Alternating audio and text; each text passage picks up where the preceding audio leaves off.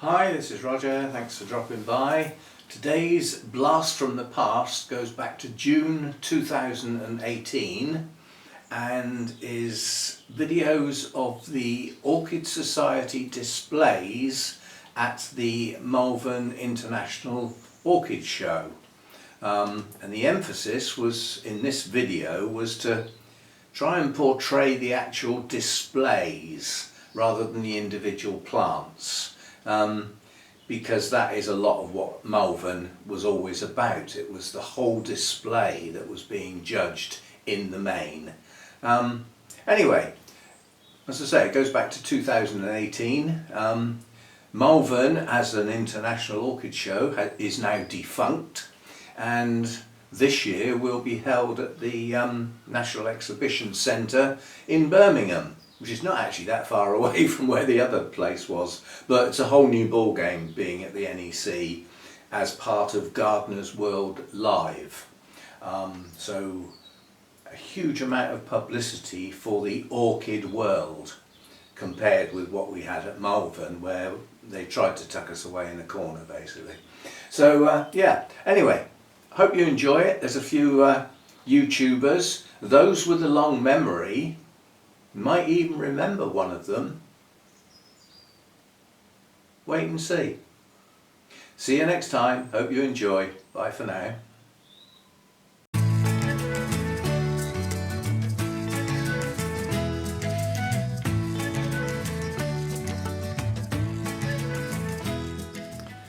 Hi, this is Roger. Thanks for dropping by.